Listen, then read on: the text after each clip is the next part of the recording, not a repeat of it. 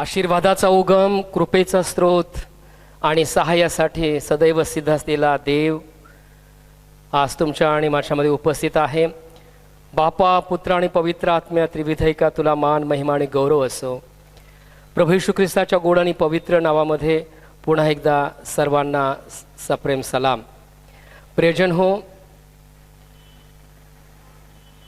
Corona संसर्गाचा प्रादुर्भाव दिवसेंदिवस वाढत आहे, परंतु परमेश्वराच्या परम दयेने आणि कृपेनं याही परिस्थितीमध्ये या प्रसार माध्यमांच्या द्वारे देवाचं वचन आपल्यापर्यंत घेऊन येत असताना परमेश्वर सहाय्य करत आहे. म्हणून मी देवाला धन्यवाद देतो आणि तुमच्या आरोग्यासाठी परमेश्वराच्या पवित्र चरणाजवळ प्रार्थना करतो. आजचा हा रविवार, मे महिन्यातील दुसरा रविवार, हा मायवार म्हणून संपूर्ण महाराष्ट्रामध्ये पाळला जातो. आजच्या ह्या विशेष उपासनेमध्ये सर्व मातांना मंडळीच्या वतीनं मी हार्दिक शुभेच्छा देतो आणि त्यांच्यासाठी देवाच्या चरणाजवळ आग्रहाची आणि कळकळीची प्रार्थना करतो की त्यांचं येणारं जीवन परमेश्वराच्या गौरवासाठी अधिक आणि अधिक आशीर्वादित व्हावं. आपण उपासनेला आरंभ करूया. हे देवा, तुझे वात्सल्य जीवनाहून उत्तम आहे. माझे ओठ तुझे स्तवन करतील.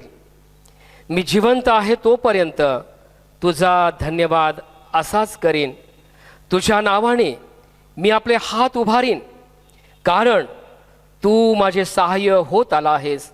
म्हणून तुझ्या पंखाच्या सावलीत मी आनंद करीन. माझ्या जीवाने तुझी कास धरली आहे. तुझा उजवा हात मला सांभाळून धरतो.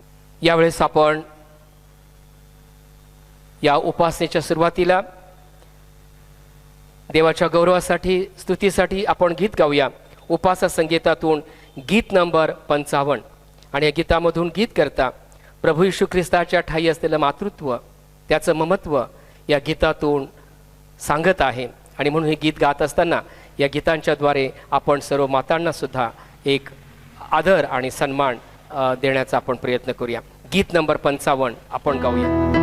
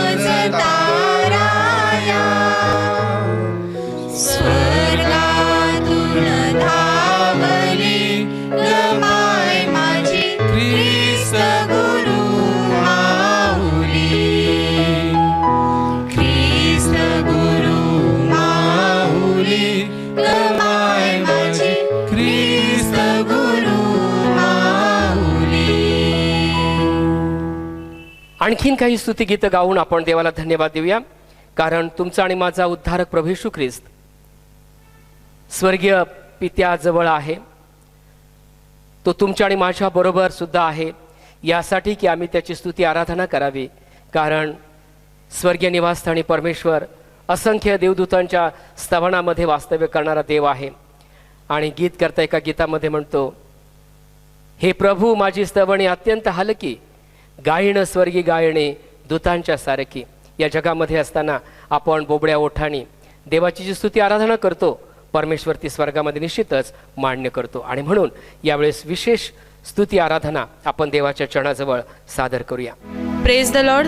देवाची स्तुती असो, मान महिमा व गौरव त्या देवाला असो. आपल्या सर्व मातांना मायवार दिनाच्या हार्दिक शुभेच्छा. सर्व मातांना हेही वर्ष आनंदाचे व आरोग्याचे जाओ हीच ईश्वरचरणी प्रार्थना.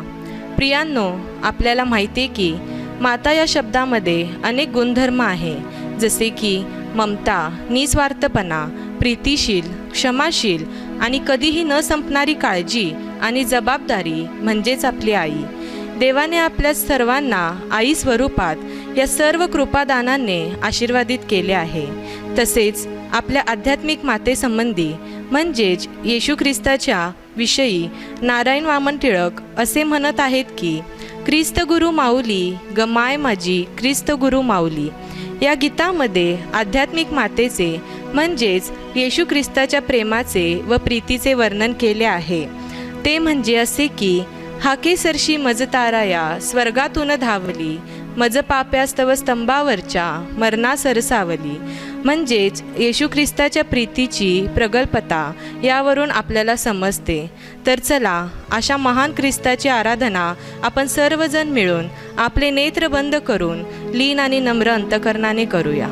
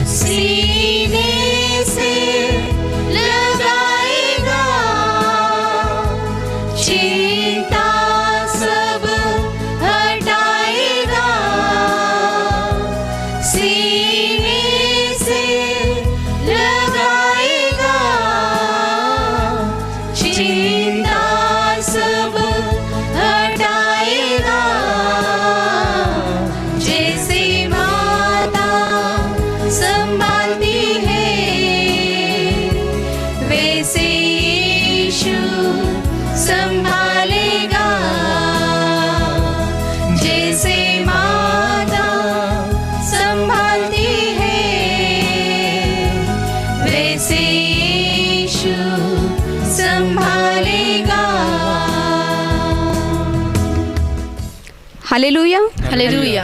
या सुंदर अशा दिवशी आपण पुन्हा एकदा परमेश्वराच्या चरणाशी जाऊयात आणि आनंदाने टाळ्या वाजवून त्याचा जय जयकार करूयात. आणखीन काही गीते गाऊन त्याचा धन्यवाद करूयात.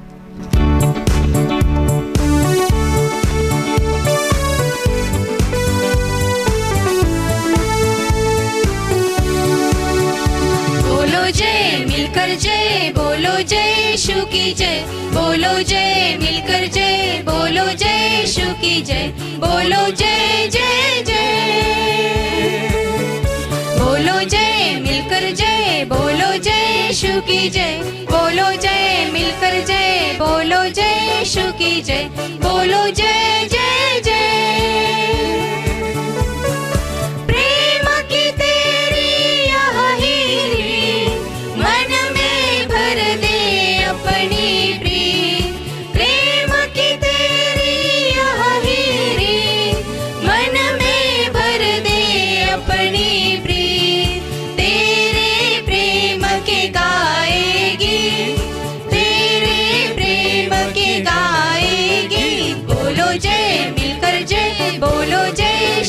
की जय, बोलो जय मिलकर जय, बोलो जय यीशु की जय, बोलो जय जय जय। तर चला आपण आपले नेत्र बंद करूयात आणि परमेश्वराच्या चरणाशी जाऊयात आणि आणखीन एक गीत गाऊन त्याचा आपण धन्यवाद करूयात।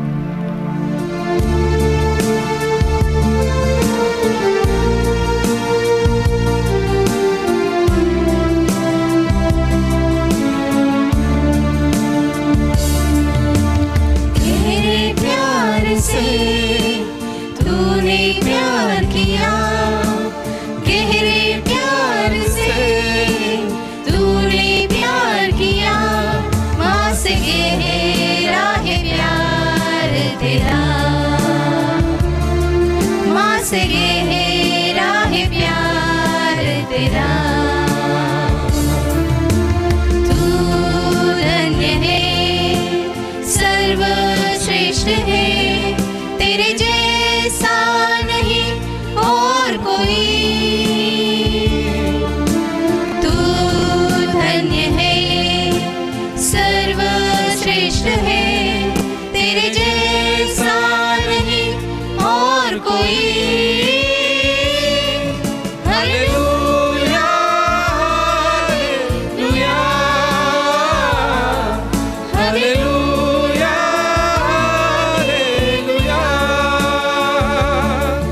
Hallelujah, hallelujah, hallelujah, hallelujah, hallelujah. तेरी मर्जी से मैं सदा चलूं, तेरी मर्जी से मैं सदा चलूं, तेरे साथ साथ मैं चलूंगा, एक नूर के समान रहूंगा। तू धन्य है, सर्वश्रेष्ठ है, तेरे जैसा नहीं और कोई। तू धन्य है, सर्वश्रेष्ठ है, तेरे जैसा नहीं और कोई। Hallelujah, hallelujah, hallelujah, hallelujah, hallelujah, hallelujah, hallelujah, hallelujah. धन्यवाद देते बाप्पा, धन्यवाद। खरंच तू महान आहे, तुझी दया सनातन आहे बाप्पा। परमेश्वर पित्या, या सुंदर अशा समयी बाप्पा तुझं वचन गौरव करण्याची संधी बाप्पा तू आम्हा प्रत्येकासाठी दिलीस, म्हणून तुझे आभार मानते बाप्पा। तुझं गौरवाचं साधन आम्हा प्रत्येकाला बनवल्याबद्दल देवा मी तुझे धन्यवाद देतोय, तुझे आभार मानते देवा। ही सुंदर अशी गौरव केलेली स्तुती आराधना बाप्पा तू आमची स्वर्गात मान्य करून घे बाप्पा। खरंच बाप्पा, या सुंदर अशा समयी देवा ज्या माता आहेत बाप्पा, ज्या आई आहेत, त्या प्रत्येकाचं जीवन आज तुझ्या पवित्र हातामध्ये देत आहे। तू त्यांना चालव, त्यांचं आयुष्य समृद्धीने भरून टाक बाप्पा। खरंच बाप्पा, ही कोरोनाची जी काही परिस्थिती निर्माण झालेली आहे बाप्पा, ती तुझ्या पवित्र हातामध्ये घे आणि तू चालव बाप्पा।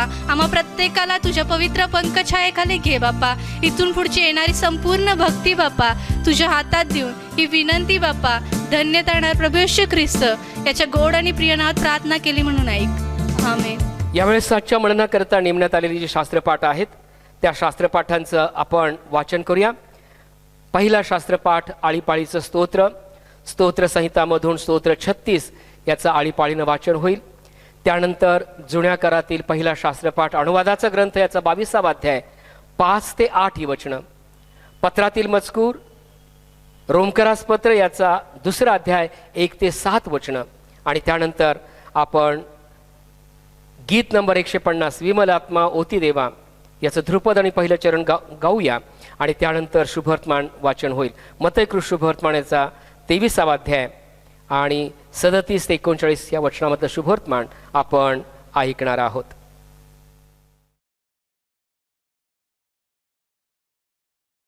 जुन्या करारामधून स्तोत्रसंहिता याचा 36वा अध्याय याचे आपण आळीपाळीने वाचन करूया.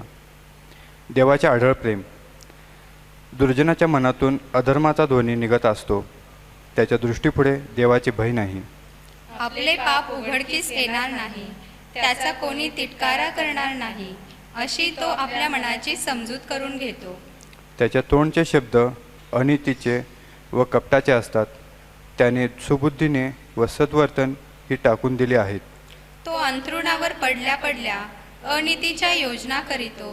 तो कुमार्ग धरून राहतो, वाईटाचा वीट मानित नाही.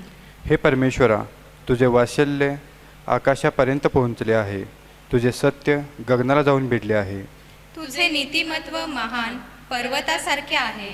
तुझे निर्णय अथांग महासागरासारखे आहे. हे परमेश्वरा, तू मनुष्य व पशु यांचा प्रतिपाळ करतोस. हे देवा, तुझे वात्सल्य किती अमोल आहे. मानवजाती तुझ्या पंखाच्या छायेचा आश्रय करते. तुझ्या घरातील समृद्धीने त्याची तृप्ती होईल आणि तू आपल्या सुखाच्या नदीचे पाणी त्याच्या पाशी. कारण जीवनाचा झरा तुझ्याजवळ आहे. तुझ्या प्रकाशाने आम्ही प्रकाश पाहतो. तुला ओळखणाऱ्यास तुझे वात्सल्य, सरळ मनाच्यास तुझे नीतिमत्व लाभू दे. गर्विष्ठांचा पाय मला न तुडवो, दुर्जनांचा हात मला हाकून न लावो. शेवटचं वचन आपण सर्वजण मिळून वाचूया. पहा, दुष्कर्म करणारे तेथे पडले आहेत. त्याने लुटून दिले आहे, त्याच्याने उठवणार नाही. वाचलेले सर्व वचन देवबाप आपल्या सर्वांच्या आध्यात्मिक वाढीसाठी आशीर्वादित असे करो. आमेन.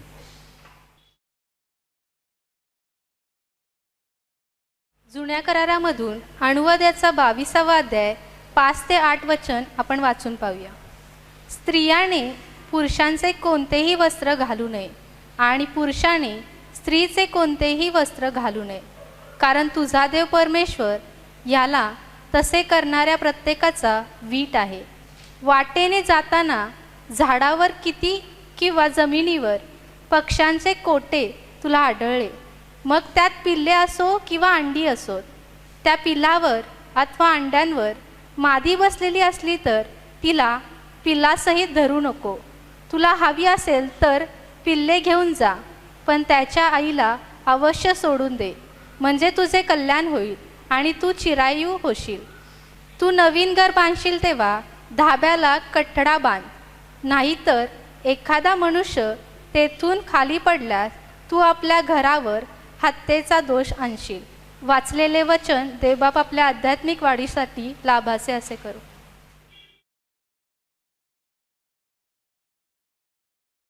नवीन करारामधून पौलाचे रोमकरास पत्र याचा 2रा अध्याय 1 ते 7 वचन आपण वाचून पाहू. यहुदीही दोषी आहे, तेव्हा हे मानवा, दोष लावणारा तू कोणीही असलास तरी स्वतः तुला सबब नाही, कारण ज्यात तू दुसऱ्याला दोष लावतोस त्यात तू स्वतःला दोषी ठरवतोस, कारण दोषी ठरवणारा तूही त्याच गोष्टी करतोस. पण अशा गोष्टी करणाऱ्याविरुद्ध देवाचा न्याय सत्यानुसार आहे, हे आपल्याला ठाऊक आहे. तर हे मानवा, अशा गोष्टी करणाऱ्यांना जो तू दोष लावतोस व स्वतः त्याच करतोस, तो तू देवाच्या न्यायातून सुटशील असे तुला वाटते काय? किंवा देवाची ममता तुला पश्चातापाकडे नेणारी आहे, हे न समजून तू त्याची ममता, क्षमा व सहनशीलता यांच्या विपुलतेचा आदर करतोस काय? की आपल्या हटवादीपणाने, पश्चातापहीन अंतकरणाने देवाचा क्रोध व यशोचित्त न्याय याच्या प्रकटीकरणाच्या दिवसासाठी स्वतःकरिता क्रोध साठवून ठेवतोस. तो प्रत्येकाला ज्याच्या त्याच्या कृत्याप्रमाणे फळ देईल. म्हणजे जे कोणी धीराने सत्कर्मे करीत राहून गौरव, सन्मान व अक्षयता ही मिळवण्याचा प्रयत्न करीतात, त्यांना तो सार्वकालिक जेवण देईल. वाचलेली वचने देवबाप आपल्या सर्वांच्या आध्यात्मिक वाढीसाठी लाभाची अशी करो.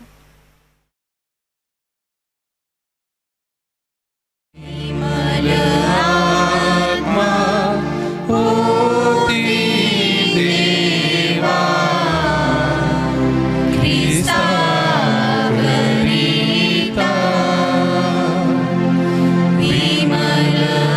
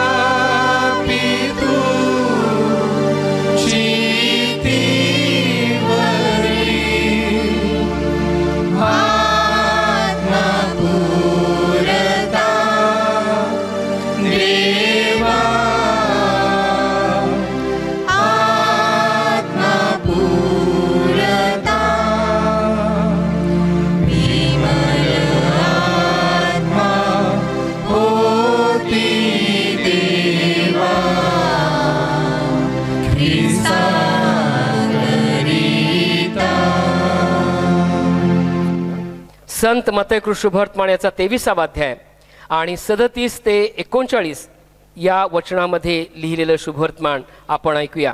संत मतैकृत शुभवर्तमान याचा 23वा अध्याय 37 ते 39 या वचनामध्ये लिहिलेलं शुभवर्तमान आपण ऐकूया. यरूशलेमेच्या भवितव्याबाबत येशूने काढलेले दुःखोद्गार. यरूशलेमे यरूशलेमे, संदेष्टांचा घात करणारे व तुझ्याकडे पाठविलेल्यास धोंडमार करणारे, जशी कोंबडी आपली पिले पंखाखाली एकवटते तसे तुझ्या मुलाबाळांना एकवटावयाची कितीदा तरी माझी इच्छा होती, पण तुमची नव्हती. पहा, तुमचे घर तुम्हावर सोडले आहे. मी तुम्हा सांगतो, आतापासून तो प्रभूच्या नावाने येणारा तो धन्यवादित असे तुम्ही म्हणाल, तोपर्यंत मी तुमच्या दृष्टीस पडणारच नाही. हे प्रभूचे शुभवर्तमान आहे. हे प्रभू, तुला स्तुती असो. यावेळेस आपण आपला विश्वास जाहीर करूया आणि प्रेषितांचा मतांगीकार आपण सर्वजण मिळून एकत्रित म्हणूया. सर्वसमर्थ देव जो पिता, आकाश व पृथ्वी यांचा निर्माण करता, याचवर मी विश्वास ठेवतो आणि त्याचा एकुलता एक पुत्र येशू ख्रिस्त, आमचा प्रभू, जो पवित्र आत्म्याच्या योगाने गर्भरूप झाला, कुमारी मरियेच्या उदरी जन्मास आला, पंतय पिलाताच्या काळात ज्याने दुःख भोगले व ज्याला वधस्तंभी देण्यात आले, जो मरण पावला, ज्याला पुरण्यात आले, जो अधोलोकी उतरला, तिसऱ्या दिवशी मेल्यातून पुन्हा उठला, स्वर्गात चढला आणि सर्व समर्थ देव जो पिता त्याच्या उजवीकडे बसला आहे. तेथून जिवंतांचा व मेलेल्यांचा न्याय करावयास जो येणार आहे, त्याचवर मी विश्वास ठेवतो. पवित्र आत्मा, पवित्र सार्वत्रिक मंडळी, पवित्रांची सहभागिता, पापांची क्षमा, देहाचे पुनरुत्थान आणि सार्वकालिक जीवन, याचवर मी विश्वास ठेवतो. आमेन.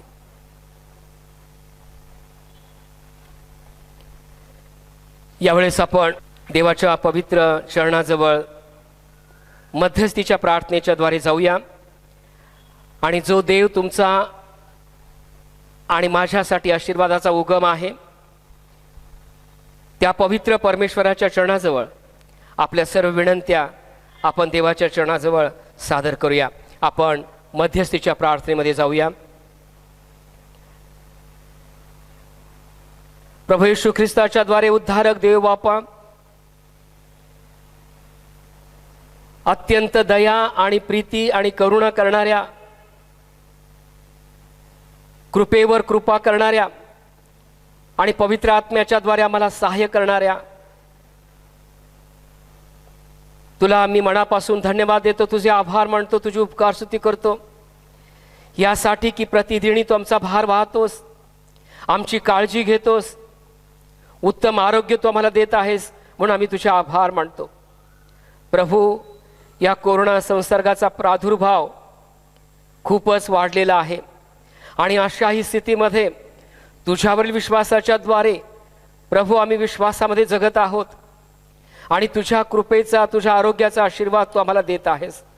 आज आम्ही तुझ्या चरणाजवळ प्रार्थना करतो, तुझ्या पवित्र पंकशाहीखाली असलेल्या आरोग्याचा आशीर्वाद आम्हाला लाभलेला आहे, आम्ही तुला धन्यवाद देतो. प्रभू, आज आम्ही प्रार्थना करतो, जे आज या कोरोना संसर्गामुळे बाधित झालेले आहेत, जे हॉस्पिटल्समध्ये दवाखान्यामधून उपचार घेत आहेत, ज्यांचे प्रियजन प्रभू चिंताग्रस्त झालेले आहेत, काळजी करत आहेत, प्रभू अशा सर्व पेशंटसाठी आणि त्यांच्या प्रियजनांसाठी आम्ही तुझ्या चरणाजवळ मध्यस्थी करीत आहोत. प्रभू, रोग निवारण करणारा आणि आपल्या दैवी सामर्थ्याच्या द्वारे आम्हाला सर्व संकटातून मुक्त करणारा तू देव आहेस. प्रभू, आज ज्या कोरोना संसर्गामुळे बाधित झालेले आहेत त्या सर्वांसाठी आम्ही प्रार्थना करत आहोत. त्यांचा धीर तू हो, त्यांच्या शरीराला तुझा स्पर्श हो दे प्रभू, आणि त्यांच्या शरीरातून हा सर्व संसर्गाचा विषाणू प्रभू तू नष्ट कर, त्यांना तुझं उत्तम आरोग्य लाभू दे, अशी आम्ही तुझ्या चरणाजवळ प्रार्थना करतो. आणि जे दुःखित आहेत, जे निराश आहेत, आपल्या प्रियजनांसाठी प्रार्थना करत आहेत, प्रभू त्या सर्वांची प्रार्थना तू ऐक, त्यांना तुझा धीराचा आत्मा दे, त्या संकटातून त्यांना तू मुक्त कर, अशी आम्ही तुझ्या चरणाजवळ प्रार्थना करत आहोत. प्रभू, आम्ही तुझ्या चरणाजवळ प्रार्थना करत आहोत की आज आणि येणाऱ्या आतापर्यंतच्या काळामध्ये प्रभू अनेक जण या जगातून प्रभू आपल्या प्रियजनांचा निरोप घेऊन गेलेले आहेत. प्रभू त्या सर्वांची आम्ही आठवण करतो, कारण प्रेमळ परमेश्वरा दुःखितांचं सांत्वन करणारा केवळ तू आहेस. अशा परिस्थितीमध्ये अश्रू पुसणारा केवळ तूच देव आहेस. त्या तुझ्या चरणाजवळ आम्ही प्रार्थना करत आहोत. आज विशेष करून प्रभू आम्ही प्रार्थना करतो आमच्या मंडळीतील एक तरुण प्रभू सभासद, ज्याने तुझ्या सेवेमध्ये प्रेमळ परमेश्वरा आपलं उत्तम योगदान दिलं, प्रफुल्ल मनोहर शेंडगे या तरुणाची आम्ही आठवण करतो. प्रभू तो तुझ्याजवळ आहे आणि त्यांच्या पश्चात त्यांची पत्नी, लेकरं आणि संपूर्ण शेंडगे परिवार यांचं तू सहाय्य कर. त्यांच्या डोळ्यातले अश्रू तू पुस प्रभू. त्यांना तुझा सर्व प्रकारचा विपुल आशीर्वाद दे. त्यांच्या लेकरांवर तुझी कृपादृष्टी असू दे प्रभू. त्याचप्रमाणे विशेष करून आम्ही प्रार्थना करतो मुंबई धर्म प्रांतातील आमचे सन्मान्य पाळक साहेब रेव्हरंड DS गायकवाड. प्रभू हे देखील तुझ्याकडे आलेले आहेत. प्रभू त्यांच्या पश्चात असलेले त्यांचे प्रियजन, मुलगा आणि इतर सर्व परिवार यांच्यासाठी मी प्रार्थना करतो. या दुःखितांचं तू सहाय्य आणि सांत्वन कर. आज विशेष करून प्रभू आम्ही प्रार्थना करत आहोत शशिकांत बापू मिसाळ, USA मध्ये राहणारे आमचे प्रिय बंधू हे देखील तुझ्याकडे आलेले आहेत आणि संपूर्ण मिसाळ कुटुंबियांमध्ये ते प्रभू आपल्यामधून निघून गेल्यामुळे ते दुःखी आहेत. प्रभू अशा सर्वांची आम्ही तुझ्या चरणाजवळ आठवण करतो. आणि कित्येक जण आहेत प्रभू, परंतु आज आम्ही मंडळीतील संबंधित या सर्व प्रियजनांची आठवण करतो. त्यांच्यावर तुझी कृपादृष्टी असू दे प्रभू. या दुःखितांना तू आपल्या पवित्र पंकशाही खाली घे आणि तुझ्यापासून मिळणारं सांत्वन त्यांना तू दे. ही तुझ्या चरणाजवळ आम्ही आग्रहाची आणि कळकळीची प्रार्थना करत आहोत. आज विशेष करून आम्ही प्रार्थना करत आहोत प्रभू, या कोरोना संसर्गाच्या काळामध्ये अत्यावश्यक सेवेच्या माध्यमातून अनेक प्रियजन प्रभू तुझी सेवा करत आहेत, जनतेची सेवा करत आहेत, आरोग्याची सेवा करत आहेत. प्रभू त्या सर्वांसाठी, त्यांच्या मुलाबाळांसाठी, त्यांच्या परिवारासाठी आम्ही प्रार्थना करत आहोत. दया आणि कृपा कर प्रभू. त्यांच्यावर तुझी कृपादृष्टी असू दे. सर्व प्रकारच्या संसर्गापासून आणि विषाणूंपासून प्रभू त्यांचा तू सांभाळ कर. त्यांच्यावर तुझ्या दयेचं मायेचं पांघरून सदैव असू दे प्रभू. आम्ही त्या चरणाजवळ प्रार्थना करतो की तुझ्याद्वारे प्रभू त्यांचं आरोग्य तू सदैव आपल्या पवित्र हातामध्ये घेऊन त्यांचा तू सांभाळ कर. आज विशेष करून प्रभू आम्ही प्रार्थना करत आहोत मंडळीमधील मुलांसाठी, मंडळीतील तरुणांसाठी, मंडळीमधील इतर सर्व सेवाभावी संस्थांसाठी आम्ही प्रार्थना करत आहोत. प्रत्येकावर तुझी कृपादृष्टी असू दे प्रभू. येणाऱ्या काळामध्ये प्रभू आम्हा सर्वांना तुझ्या पवित्र मंदिरामध्ये येऊन तुझी उपासना करण्यासाठी तू सहाय्य कर. या कठीण काळामध्ये गरिबांपर्यंत पोहोचण्यासाठी प्रभू तू आमचं सहाय्य कर. गरजू, अनाथ, पोरके अशा लोकांपर्यंत पोहोचण्यासाठी प्रभू तू आमचं सहाय्य कर. अशी आमच्या चरणाजवळ आग्रहाची आणि कळकळीची प्रार्थना करत आहोत. पुन्हा एकदा आम्ही सर्वजण तुझ्या पवित्र चरणाजवळ येतो. तुझी कृपा, तुझा अनुग्रह आम्हा सर्वांवरती असू दे प्रभू. येणाऱ्या काळामध्ये आमच्याबरोबर तू राहा आणि आम्हा सर्वांच्याद्वारे तुझं गौरव होऊ दे. या सर्व विनंती आमचा उद्धारक प्रभू येशू ख्रिस्त याच्या गोड आणि प्रिय नावाने प्रार्थना विनंती केली म्हणून तू ऐक. आमेन. आमेन. प्रियजन हो, यावेळेस देवावर प्रीती करणाऱ्या अंतःकरणातून मिळालेल्या प्रेरणेच्या द्वारे आपण आपली मूठ देवाच्या भांडारामध्ये उघडूया आणि यावेळेस आपण विशेष दान देऊया की ज्या दानाच्या द्वारे आपल्या अवतीभोवती असलेल्या गोर, गरीब, अनाथ, विधवा, पोरके यांच्या कल्याणासाठी या दानार्पणाचा उपयोग होईल. यावेळेस विशेष गीत होईल. किती गणू तुझ्या प्रिय आई, उपकारासी मान आहे. या जगी मी दुर्बळ, पंगू, अल्प, तव हृदयाचे मधुतल्प, तै मला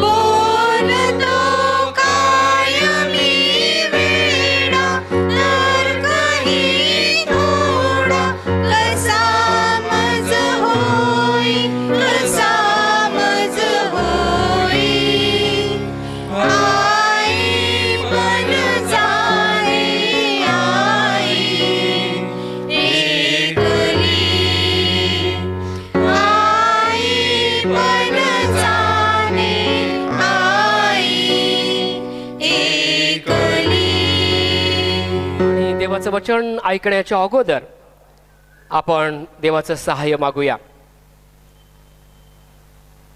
प्रेमळ परमेश्वरा, आम्ही तुझे मनापासून आभार मानतो. तुझ्यावर प्रीती व्यक्त करण्यासाठी आज या प्रियजनांनी प्रभू आपली मूठ तुझ्या पवित्र भांडारामध्ये उघडी केलेली आहे. या दानावरती तुझा भरपूर विपुल आशीर्वाद पाठव प्रभू, आणि या दानार्पणाचा विनियोग तुझ्या देवराज्याच्या वाढीसाठी व्हावा असं तू दयेने कृपेने कर. आज तुझा सेवक आणि दास यांना त्यानं तुझ्या पवित्र वचनातून बोलत असताना माझ्या मनाचा बुद्धीचा तू ताबा घे. आणि आज या विशेष दिवशी मायवारच्या प्रसंगी तुझं वचन आमच्यापर्यंत येत असताना प्रभू तुझं वचन सांगण्यासाठी आणि तुझ्या प्रियजनांना ते ऐकण्यासाठी प्रभू तुझा आशीर्वाद आणि तुझा अनुग्रह लाभू दे. येशू आमचा प्रभू याच्याद्वारे मागतो म्हणून तू ऐक. आमेन. आमेन. प्रियजन हो, प्रत्येक वर्षी मे महिन्यातला दुसरा रविवार हा मायवार म्हणून पाळला जातो किंवा साजरा केला जातो. मातेप्रती असलेली कृतज्ञता जगण्यामध्ये आयुष्याची सार्थकता आहे, ह्या विचारानं आणि ह्या आचारानं प्रेरित होऊन जगणारे अनेक लोक आपण आपल्या अवतीभोवती पाहतो. बघा, मी पुन्हा एकदा सांगतो,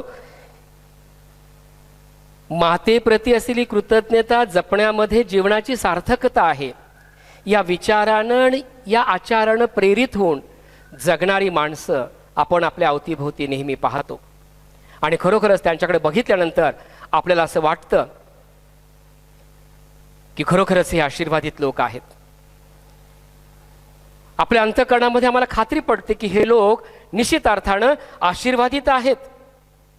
परंतु दुसऱ्या बाजूला आपण एक चित्र पाहतो की जन्मदात्रीला क्लेश देणारे, आईला तुच्छ मानणारे, तिची काळजी न घेणारे असेही लोक आपण आपल्या अवतीभोवती पाहतो. जेव्हा शलोमोन राजानं लिहिलेल्या नीतिसूत्रांकडे आपण पाहतो किंवा नीतिसूत्रांचं आपण वाचन करतो, त्यावेळेस जन्मदात्रीला क्लेश देणारे आणि आईला तुच्छ लेखणाऱ्या लोकांना the word of God डिक्लेअर्स them as foolish. देवाचं वचन त्यांना मूर्ख असं संबोधतं. बऱ्याच ठिकाणी नीतिसूत्रामध्ये बऱ्याच ठिकाणी असे संदर्भ आम्हाला दिसून येतात. आणि मग त्यांच्या जीवनाकडे बघितल्यानंतर, जसं की मगाशी आपण बघितलं, मातेप्रती असलेली कृतज्ञता जपण्यामध्ये आपल्या आयुष्याची सार्थकता आहे, या विचारानं आणि या आचारानं प्रेरित झालेली माणसं जशी आशीर्वादित आहेत असं आम्हाला वाटतं, असं आम्ही बघतो. परंतु त्याचबरोबर जन्मदात्रीला, या ठिकाणी आपण पाहतो की जन्मदात्रीला क्लेश देणारे आणि आईला तुच्छ मानणारे लोक आपल्या अवतीभोवती आहेत. आणि खरोखरच देवाच्या प्रती देवाचं वचन त्यांना या ठिकाणी मूर्ख असं संबोधत आहे. आणि त्यांच्या जीवनामध्ये आपण पाहतो की खरोखरच they are the cursed people of God, देवाचे शापित लोक आहेत. त्यांच्या जीवनाकडे बघितल्यानंतर लक्षात येतं, कारण जसं ते वागतात किंवा जसं आपण वागतो, in the same way we are treated by our children. आम्ही जसं आमच्या आईवडिलांशी वागतो, अगदी तशाच प्रकारे आमची मुलं सुद्धा आम्हाला काय करत असतात, ट्रीट करत असतात. आमच्याशी ते तशा पद्धतीनं वागत असतात. आणि समाजामध्ये हे इव्हिल सायकल, दुष्टचक्र आम्ही पाहतो.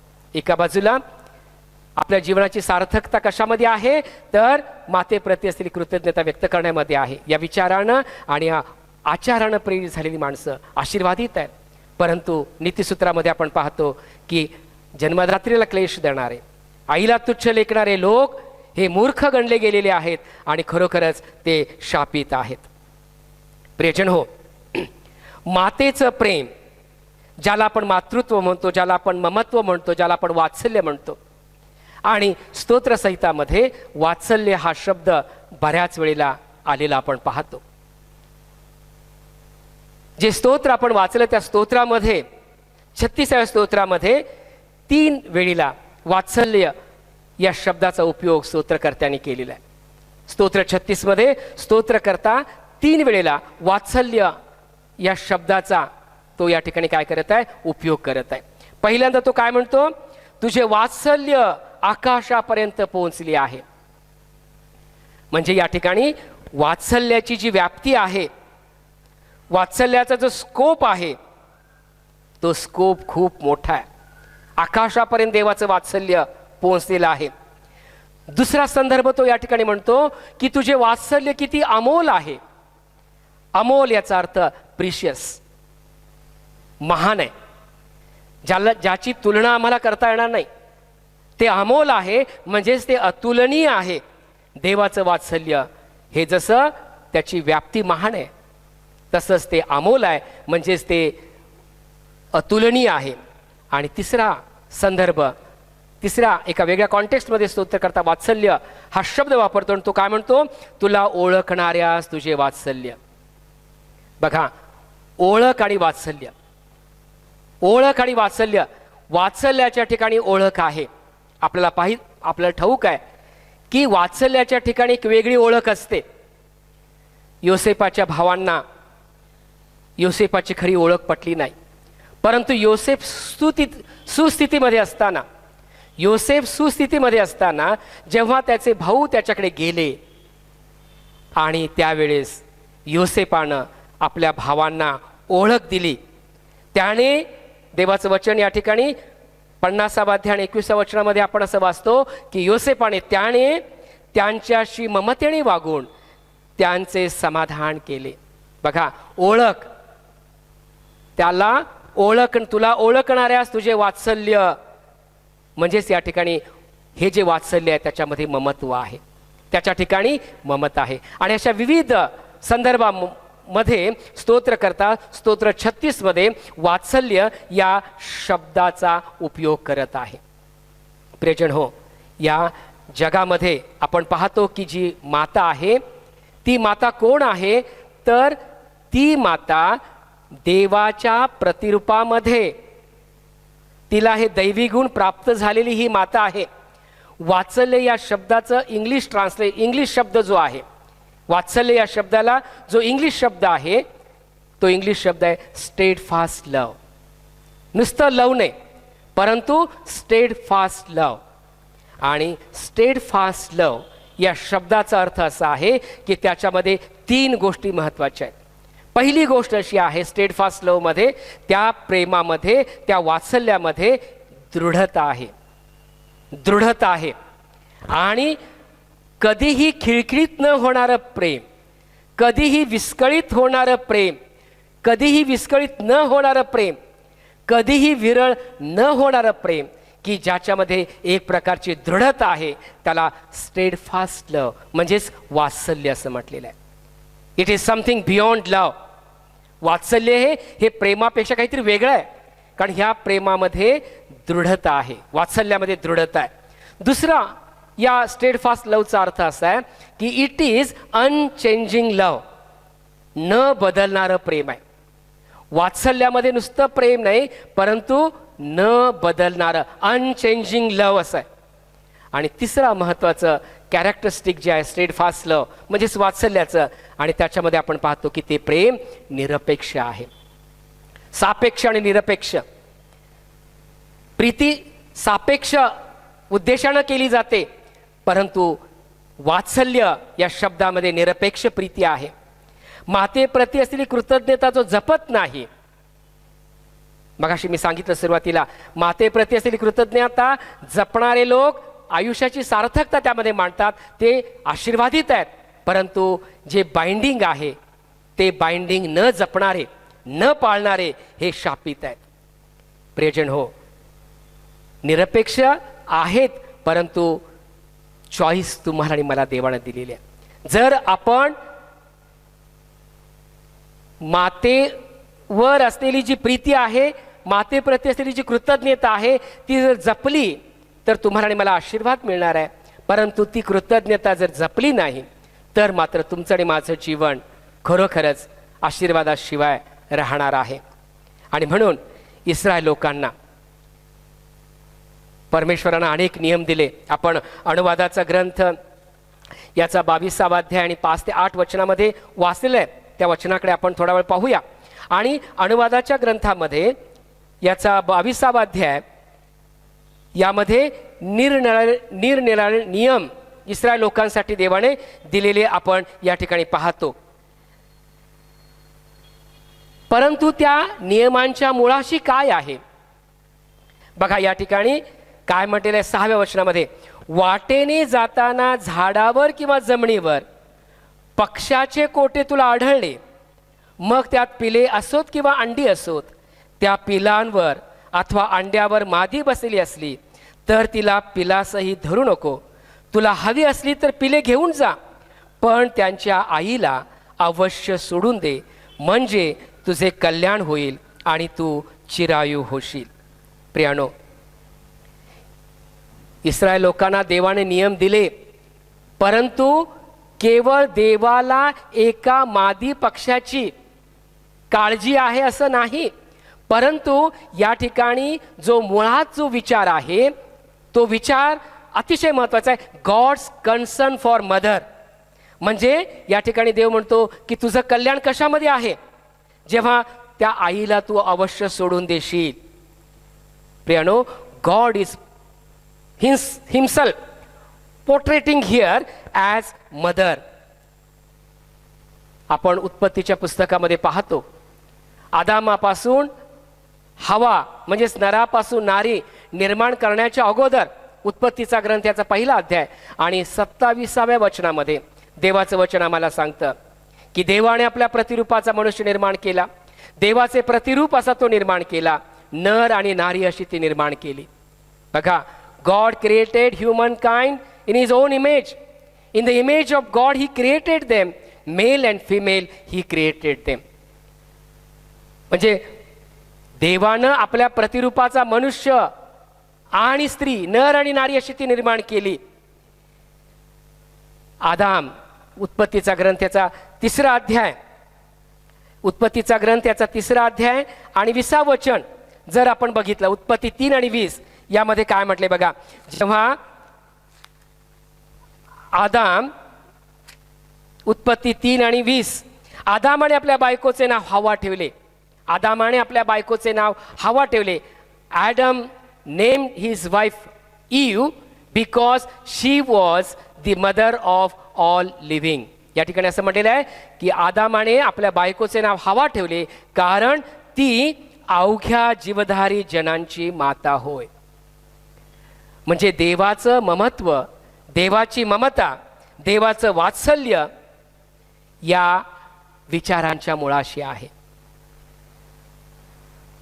प्रियजन हो, या ठिकाणी आपण पाहतो मत्तयाचं शुभवर्तमान याचा 22 अध्याय आणि मत्तयाचं शुभवर्तमान याचा 23 अध्याय आणि 37 ते 39 वचन आपण ऐकली. आणि त्यामध्ये प्रभू येशू ख्रिस्त सुद्धा बघा, या ठिकाणी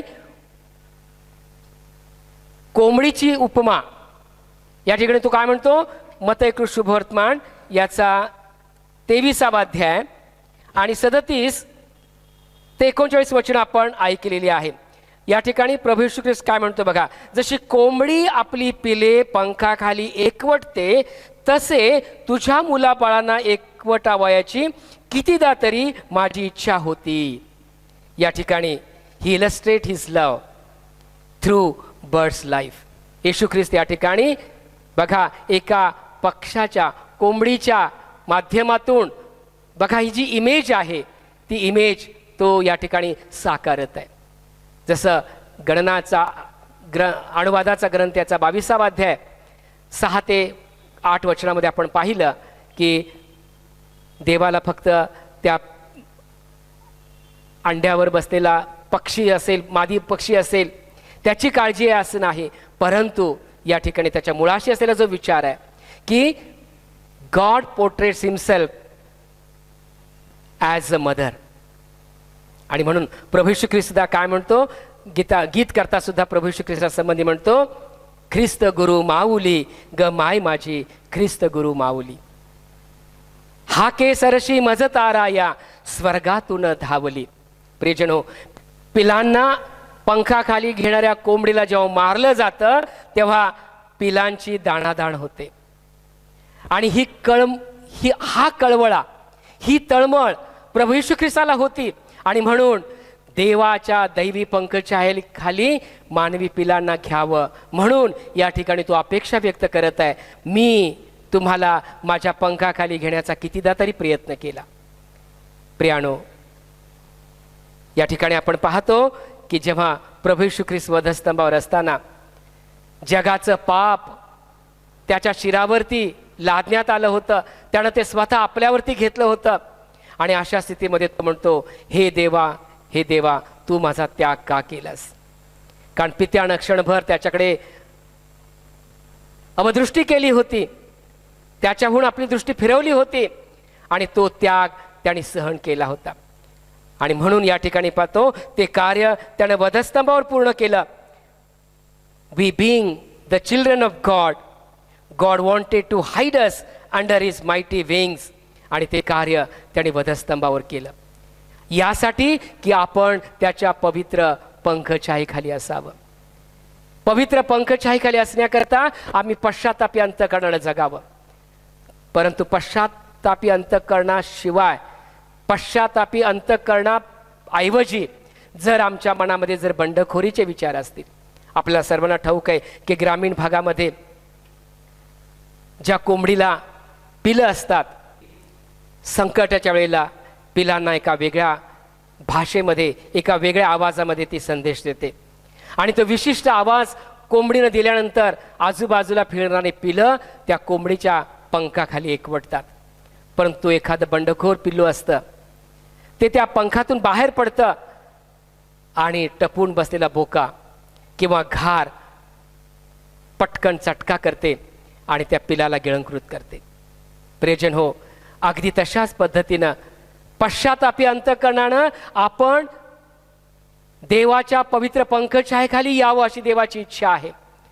परंतु जर बंडखोराच्या प्रवृत्तीनं आम्ही त्या पंखछायेचा त्याग करून देवाची ममता गृहीत धरून जर वागू लागलो तर सैतान तुमच्या आणि माझ्यासाठी टपून बसलेला आहे. तो तुमचा आणि माझा घात करण्यासाठी टपून बसलेला आहे याची जाणीव आपल्या अंतःकरणामध्ये आपण सदैव ठेवावी. प्रियजन हो, प्रभू येशू ख्रिस्तावर विश्वासाच्या द्वारे लाभलेलं हे जे ममत्व आहे, जी ममता आहे, ती ममता या ठिकाणी आपण संत रोमकरास पत्राचा 2 अध्याय आणि 4थ्या वचनामध्ये आपण ऐकतो. संत पाऊलाचं रोमकरास पत्र याचा 2 अध्याय आणि 4थ्या वचनामध्ये असं म्हटलेलं आहे बघा, देवाची ममता, द लव्ह ऑफ गॉड. देवाची ममता कशासाठी आहे? देवाची ममता तुम्हाला आणि मला यासाठी देवानं देऊ केलेलं आहे, यासाठी तुम्हाला आणि मला त्यानं आपल्या पंखछायेमध्ये घेतलेलं आहे की आपण पश्चातापी अंतःकरणानं त्याच्या चरणाजवळ, त्याच्या पंखछायेखाली राहावं. देवाची ममता ह्यासाठी आहे की आपण पापात जगू नये. आम्ही पापाशी सुसंगत नाही पण पापाशी विसंगत असं जीवन जगावं. आणि म्हणून या ठिकाणी संत पाऊल रोमकरास पत्राचा 2 अध्याय आणि 4थ्या वचनामध्ये म्हणतो, देवाची ममता तुला पश्चातापाकडे नेणारी आहे हे न समजून तू त्याची क्षमा, तू त्याची सहनशीलता, तू त्याची ममता याच्या विपुलतेचा अनादर करतोस काय? बघा, देव तुम्हाला आणि मला त्याच्या पवित्र पंखछायेखाली, त्याच्या ममतेच्या द्वारे, त्याच्या असलेल्या क्षमेच्या आणि सहनशीलतेच्या द्वारे आमचं रक्षण करतो, आमचं राखण करतो. परंतु ही ममता तुम्हाला आणि मला पश्चातापाकडे नेणारे आहे हे आपण जर समजलो नाही आणि जर आपण पापातच जगू लागलो तर या ठिकाणी प्रियजनो 5वं वचन अतिशय महत्त्वाचं आहे. रोमकरास पत्राचा 2 अध्याय आणि 5वं वचन या ठिकाणी तो म्हणतो, तू त्याच्या विपुलतेचा अनादर करतोस काय? की आपल्या हटवादीपणाने, बघा हटवादीपणानं देवाची ममता गृहीत धरून, देवाच्या ममतेला दुर्लक्षित करून जर आपण हटवादीपणानं जगू लागलो तर या ठिकाणी तो काय म्हणतो की आपल्या हटवादीपणाने, पश्चातापहीन अंतःकरणाने देवाचा क्रोध व यथोचित न्याय यांच्या प्रगटीकरणाच्या दिवसासाठी स्वतः करता क्रोध साठवून ठेवतोस? प्रश्नचिन्ह आहे. प्रियानो, देव कृपेच्या काळामध्ये जगत असताना त्याचा क्रोध प्रगट करणार नाही, परंतु तुम्ही आणि मी तुमच्या आणि माझ्या या बंडखोर अशा वागण्यामुळं देवाचा क्रोध आपल्यावरती ओढून घेत आहोत. कारण देवाची ममता ही तुम्हाला आणि मला पश्चातापाकडे नेणारी आहे हे आपण समजलं पाहिजे. त्याचे पंख तुम्हाला आणि मला त्याच्या पवित्र सानिध्यामध्ये राहण्यासाठी त्यानं आम्हाला आमंत्रित केलेलं आहे. प्रियजन हो, जन्मदात्री आई हे देवाचं प्रतिरूप आहे. आपण पाहतो की दिसणाऱ्या आईला जर आपण बेदखल करत असू आणि तिला क्लेश देत असू, तिला तुच्छ लेखत असू, तर देवाचं वचन अशांना मूर्ख असं संबोधतं. त्याला देव कळलेला नाही. कदाचित त्याला वाटत असेल मी ज्ञानी आहे, मी हुशार आहे, परंतु his knowledge is wrapped in foolishness. आजचे गीत आपण गायलं 661 नंबरचं, त्या गीतामध्ये आपण पाहतो गीतकर्ता नारायण वामन टिळक आईच्या ठिकाणी असलेलं जे वात्सल्य आहे, जे वात्सल्य आईला देवाच्या प्रतिरूपामध्ये प्राप्त झालेलं आहे, त्या आईप्रती असलेली कृतज्ञता आपण आपल्या अंतःकरणामध्ये, आपल्या मनामध्ये जगणं अत्यंत गरजेचं आहे. देवाने तुम्हाला आणि मला या भूतलावर जगत असताना आपल्यासमोर आशीर्वाद आणि शाप ठेवलेला आहे. देव निरपेक्षपणे आपल्यावर प्रीती करतो, परंतु जर तुम्ही आणि मी आशीर्वादासाठी जगलो तर आशीर्वाद मिळणार आहेत. जर तुम्ही आणि मी आपल्यावरती शाप ओढून घेतले तर प्रियजन हो, दुर्दैवी आपण आहोत. आज तुम्हाला आणि मला या मायवारच्या दिवशी देवाचा विशेष संदेश हाच आहे की देवाच्या ठाई असलेले जे वात्सल्य, जे मातेच्या स्वभावातून, जे मातेच्या जीवनातून आम्हाला प्राप्त झालेलं आहे, त्याप्रती असलेली कृतज्ञता जपणारं अंतःकरण आम्हाला प्राप्त व्हावं. प्रियजन हो, आज कितीतरी लोक आहेत आईच्या आठवणीने ते दुःखी होतात. आज आई त्यांच्यासोबत नाही, परंतु आज कितीतरी लोक असे आहेत की आई जवळ असून सुद्धा तिला बेदखल करणारे, तिची विचारपूस आणि तिची काळजी न करणारे लोक आहेत. जर आपण दिसणाऱ्या नात्यातील किंवा असणाऱ्या नात्यातील जी बांधिलकी आहे ती न जपता आम्ही देवाची बांधिलकी प्रस्थापित करण्याचा प्रयत्न केला, देवाचं वचन सांगण्याचा, बोलण्याचा, ऐकण्याचा प्रयत्न केला, तर कदाचित त्याद्वारे तुम्हाला आणि मला आशीर्वाद मिळणार नाहीत की जितके आशीर्वाद मातेच्या प्रती असलेली जी कृतज्ञता आहे ती जपण्यामध्ये आहे. प्रभू करो आणि या मायवारच्या दिवशी मातेप्रती असलेली कृतज्ञता जपणारा अंतःकरण देव तुम्हाला आणि मला देव, यासाठी की जो मातेच्या ठाई असलेल्या कृतज्ञतेमध्ये आपलं जीवन जगतो तो देवाला प्रिय होतो आणि तो आशीर्वादित ठरला जातो, गणला जातो किंवा तो आशीर्वादित पावतो. प्रभू करो आणि तुम्हाला आणि मला या वचनाच्या द्वारे देव आशीर्वाद देव, अशा आपण देवाच्या चरणाजवळ प्रार्थना करूया. आपण प्रार्थना करू.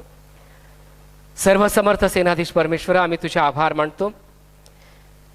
तुझा पुत्र आमचा उद्धारक प्रभू येशू ख्रिस्त याच्याद्वारे प्रभू तुझं वात्सल्य, तुझं ममत्व, तुझी ममता तू आम्हाला दिलीस आणि मातेच्या द्वारे प्रभू या दैवी गुणांचा आविष्कार आम्ही अनुभवला आणि माते संबंधी आमच्या मनामध्ये असलेलं प्रेम आम्ही व्यक्त करावं.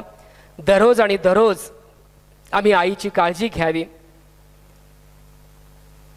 तिच्या सर्व गोष्टीमध्ये प्रभू आम्ही तिला सहाय्यभूत व्हावं, तिचा आदर करावा, असं अंतःकरण तू आम्हाला दे.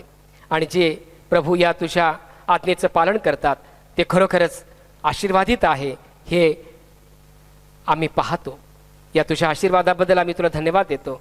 तुझे मनापासून आशीर्वाद आम्हा प्रत्येकाला लाभू दे प्रभू.